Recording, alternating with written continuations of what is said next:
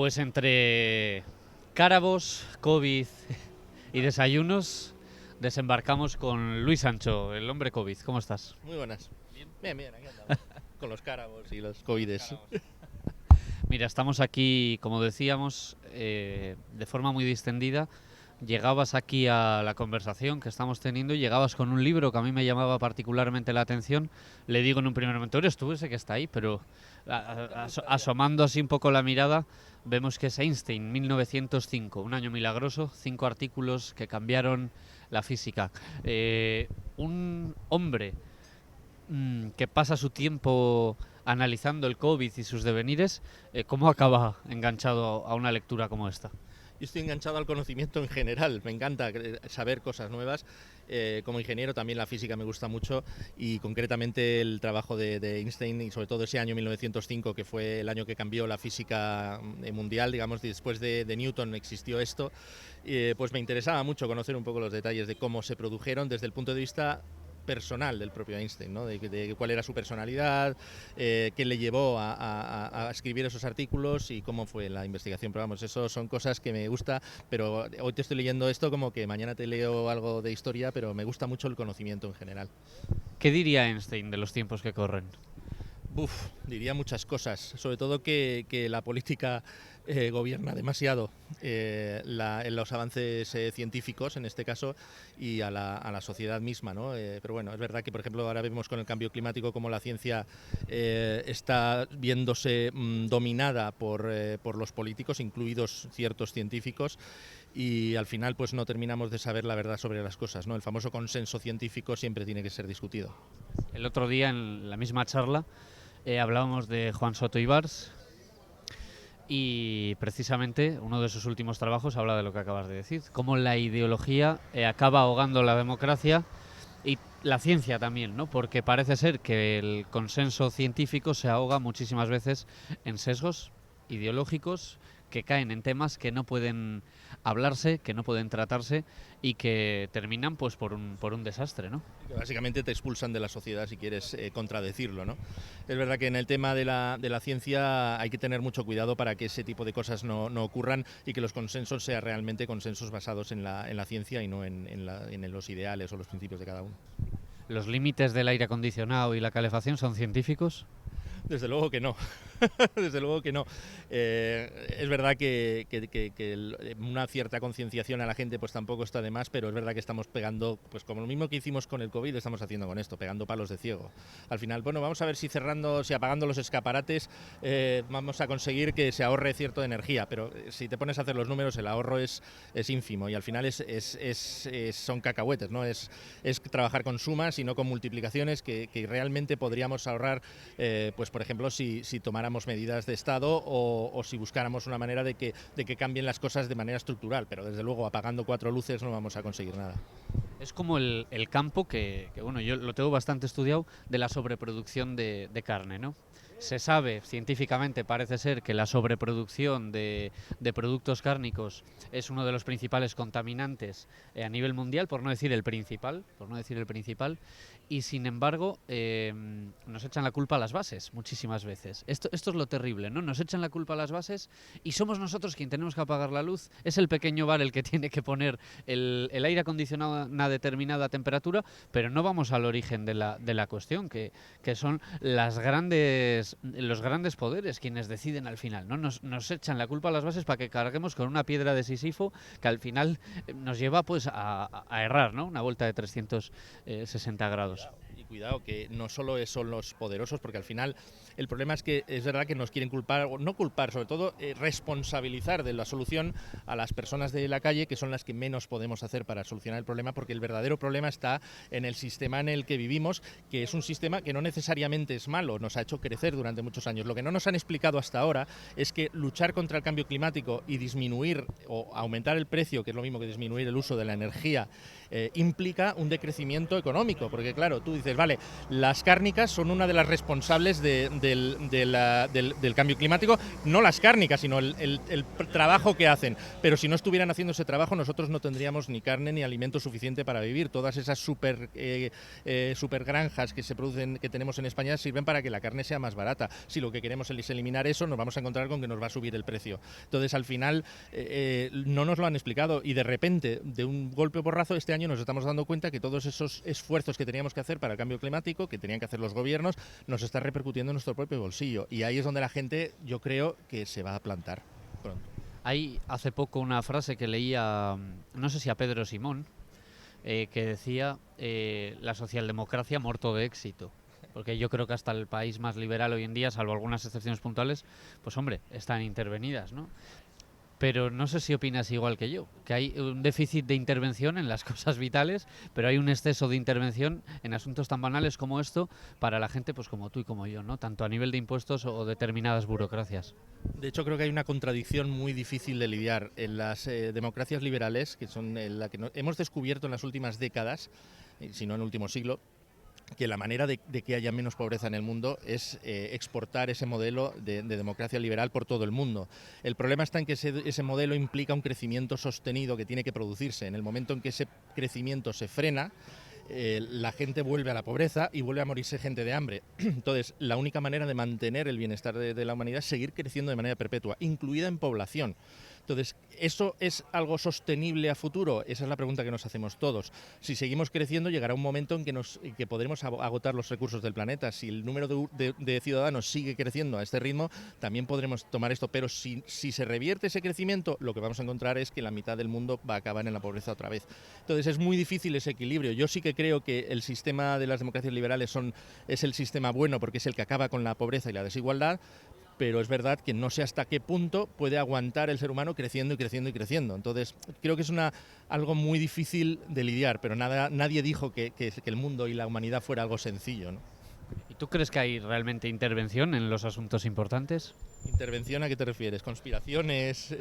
No, intervención política, intervencionismo por parte de los estados. En los asuntos realmente importantes, quiero decir, lo que estábamos hablando ahora mismo, hablamos de cambio climático, hablamos de ahorro de energía, pero ¿hay realmente intervención en el origen del problema o nos quedamos en la punta del iceberg, como decías tú, atacando muchas veces al estilo de vida de las personas que no podemos cambiar absolutamente nada? Hace 10 años, quiero recordar, Juncker, que era entonces, no sé si era presidente de la Comisión Europea, pero bueno, manda más dentro de Europa, decía que ellos sabían, nosotros sabemos lo que tenemos que hacer para acabar con el cambio, o por lo menos para paliar el cambio climático, pero no sabemos cómo ganar las elecciones después. Al final los políticos viven de los votos y nadie va a hacer un cambio lo suficientemente sustancial, porque un cambio muy sustancial para conseguir la sostenibilidad del planeta implica mucha gente pasándolo muy mal, al menos a corto plazo. Así funciona el mundo. Entonces, nadie lo va a hacer, ningún político va a hacerlo. Se van a quedar en temas estructurales que, por definición, son simplezas que no solucionan el problema. Son cosas muy superficiales, que es lo que decías tú. Entonces, al final, los políticos no van a ser la solución jamás. La solución es... Pues no sabría decirte, pero es muy difícil que 7.000 millones de personas se pongan de acuerdo para empobrecer a la mitad de esas 7.000 personas, 7.000 millones de personas. Entonces ahí es donde yo creo que no vamos a conseguir. Para mí la solución al cambio climático no está en ese cambio, está en la tecnología, está en conseguir tecnologías que contaminen menos y que cada vez tengamos la manera de explotar fuentes de energía que no contaminen el planeta, y yo creo que eso va a ocurrir. Por ejemplo, ahora estamos en las albores de la fusión nuclear que puede implicar, por ejemplo, la energía del hidrógeno también, que puede implicar pues fuentes de energía que no contaminen de la manera que contamina el carbón o que contaminan incluso el riesgo que yo considero prácticamente nulo que puede tener la fisión nuclear, ¿no? Pero Europa estaba renunciando, ¿no? Ahora mismo a la fusión nuclear ecológica, digamos, ¿no? A la fusión no, a la fisión sí. Es decir, lo que estaban, al final hay una diferencia. Las centrales nucleares actuales funcionan con un sistema de fisión que es con el uranio, que básicamente genera, precisamente hablando de Einstein, pues explica un poco esto, genera unos residuos. Es verdad que no contamina el planeta porque lo que suelta por esas chimeneas es vapor de agua simple, pero es verdad que genera unos residuos radiactivos que hay que tener bajo piscinas durante miles de años, ¿no?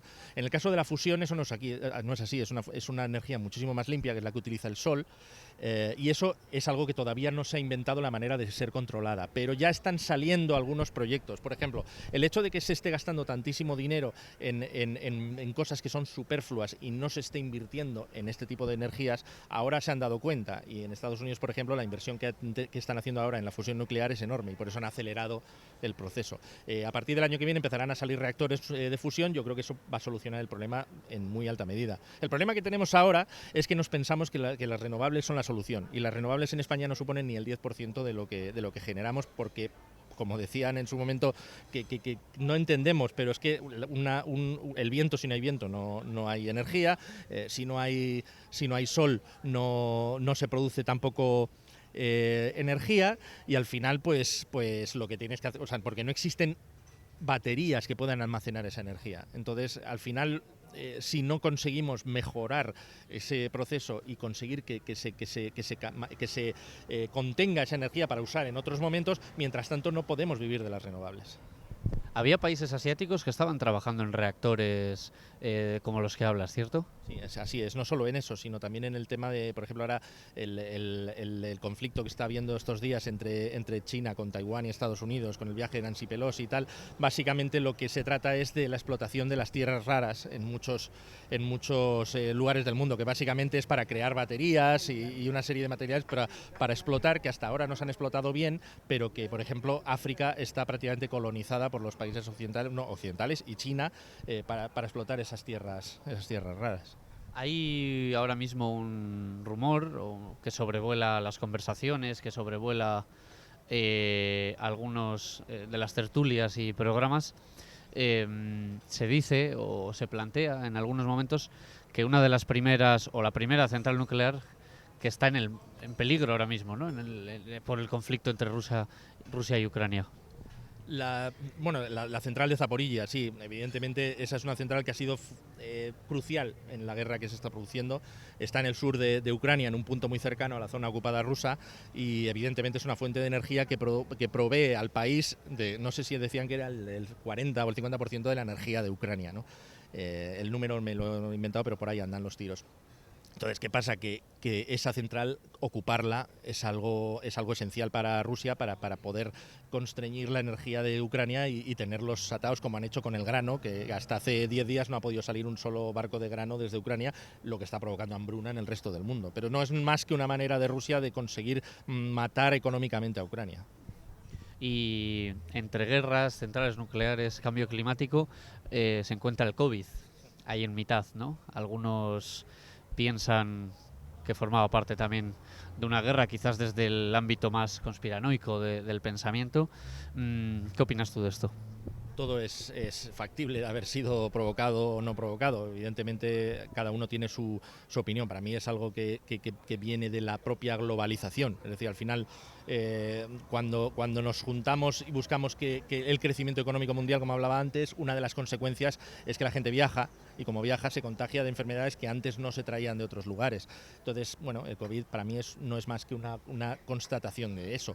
Ahora mismo el COVID está en un punto, como decíamos aquí en aquella entrevista, que le estamos dando menos importancia, a pesar de que está produciendo por las mismas olas que otras veces, pero como ya no se muere tanta gente. Entonces, al final, por ejemplo, ahora cada 3 y medio meses más o menos vamos a tener olas. Por ejemplo, en octubre tendremos otra, la octava o como se llame ahora, y esa ola pues va a generar preocupación en la gente, pero no va a generar colapsos hospitalarios ni nada parecido, ¿no? Lo hablábamos también en la otra conversación, ¿no? El asesor virólogo de la película Contagio, que le preguntaban, ¿esto sería posible en 2011 o 2010? Y decía, no es si es posible, sino cuándo se va a producir, por la globalización, viajes, falta de control en determinados alimentos, sobre todo de origen animal en determinados países, que es un descontrol total. La pregunta no es si, sino cuándo, ¿no? Sino cuándo. De hecho, ya hubo varios avisos, ¿no? El SARS-CoV-2 se llama 2 porque hubo un SARS-CoV-1 que a punto estuvo de producir el mismo efecto, y en el caso de China también el MERS. Al final ha habido dos intentos y al final pues un virus se ha salido con la suya. El propio Bill Gates en 2015 lo decía en una conferencia, y no es que él tuviera que planificar nada, es que era algo obvio sabiendo lo que estamos haciendo con la globalización, ¿no? Esas cosas ocurren y seguirán ocurriendo. Lo más importante es que hayamos aprendido de la experiencia, ¿no? Porque va a ocurrir de nuevo. ¿Y antes de lo que creemos, quizás? Pues ojalá no. pero desde luego no va a ser muy inmediato, porque ahora mismo pues el COVID y otras enfermedades que se han asentado ahora mismo están dominando, pero en el momento en que el COVID dentro de unos años probablemente la gente, los sistemas inmunitarios al final el problema es que cuando van naciendo nuevas generaciones se va generando gente virgen de contagios del COVID, y entonces es cuando es más fácil que entre otro virus. Si es algo tan inmediato es mucho más complicado, pero podría ocurrir, sí. Ahora tenemos temas como la viruela del mono, que es una completamente diferente, que no va a provocar una pandemia, pero ahora estamos muy atentos a cualquier virus que pueda salirse.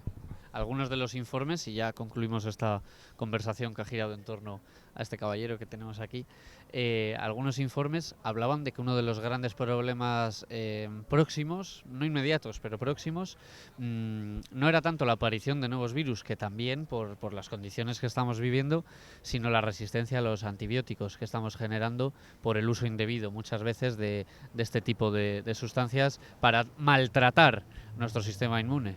Ojo, porque creo que ese va a ser el gran problema de la humanidad en los próximos 30 años. O sea, el gran problema de la humanidad no van a ser ni el cambio climático, ni los virus, ni no. El gran problema es que nos estamos cargando la eficiencia de los antibióticos, de manera involuntaria, evidentemente, porque la gente se lo carga poniéndose antibióticos cuando se encuentra mal, no lo hace por placer.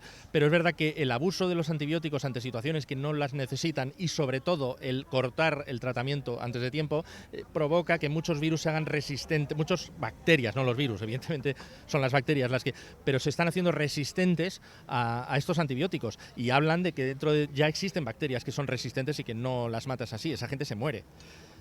Claro, eso es. Dentro de 30 años muy probablemente esto ocurrirá con muchas de las bacterias de los que tengamos, y volveremos a necesitar otra penicilina para intentar paliar el problema. Hay que recordar que la penicilina hizo que la humanidad creciera desde los menos de 1.000 millones hasta 7.500 en menos de un siglo. Eso no había pasado nunca.